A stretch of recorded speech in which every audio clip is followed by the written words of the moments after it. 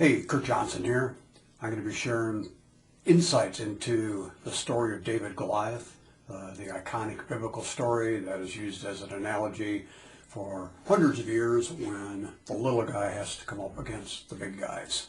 And I've joined a band of brothers, a group of men and women that are gathering together with a David in the land to fight the Goliaths in the corporate greedy world. I got tired of giving them my money by just buying everyday stuff. And so I'm going to share insights into the story of David and Goliath that I've studied pretty much my whole life. It's going to be a little bit of Curt, it's going to be a little bit of maybe preacher. Hopefully you'll get a lot out of it, whether you're Christian or not. It's going to be a little bit of patriot. But I'm going to frame it, hopefully it'll help anybody in this land of Goliaths that we live in. And there's a lot of fear. The ones that will overcome Goliath are those that stay unafraid, or at least do not act in their fear. The story of David and Goliath, just to outline it real quickly, was the Philistines were coming against the Israelites and were ready for battle. And this huge warrior, Goliath, stood out and challenged them. This went on for many, many days, at least 40 days that we know of.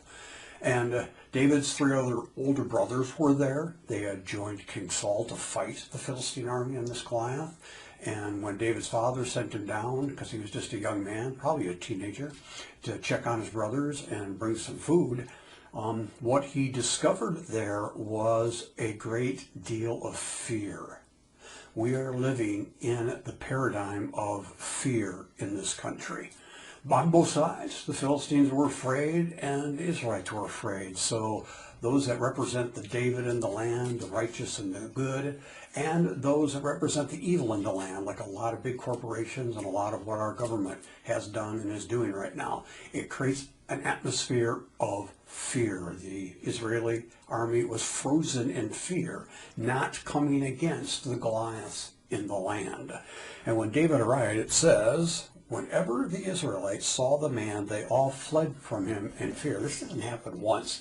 It happened over and over and over and over again. We know at least 80 times just in this story. It might have been more. So we're living in a land where we're afraid of the Goliaths in the land, afraid of what might happen to this country, afraid of what might happen to our family, afraid that might happen to our future and our income. Great fear rules the land right now. It just is the reality.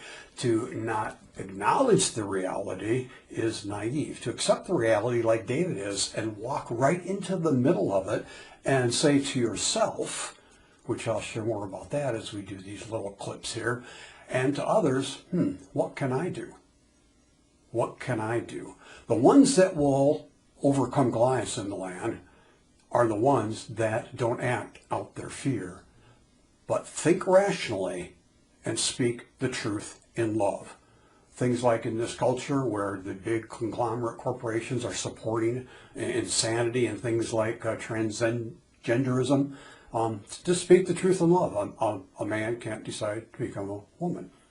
Period. That's speaking the truth in love. And so there's many, many things that we can do and should do and ought to do, but especially not participate and allow our contributions to continue the insanity that's going on in this country. So acknowledge I live in a land of fear, and there are times you might feel afraid.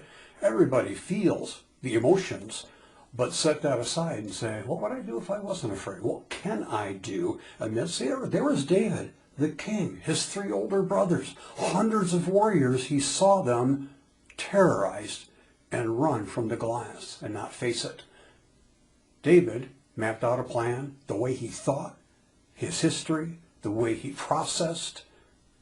I'm going to share a lot about that so that you can become and join with David's in the land to overcome the Goliath. So, this is a culture with a lot of fear in it. Just smile, speak the truth in love, keep your joy as you move forward day by day, because truth and love will triumph over all the lies and idiocy and hate in the end. So if you like this, subscribe to this channel. I'm going to be sharing these kind of insights over the next few weeks, and ultimately it'll be a series, And if you want to know one of the things that I am doing, you can watch the video here, David in the Land of Goliath. So, Coach Curt, some call me Pastor Curt. Many called me back in the day. Kuya Curt, many called me when I traveled in the Philippines. Whatever you want to call me is fine, or call me names. I don't care either. I'm just going to have fun with this David and Goliath story. Thanks for your time.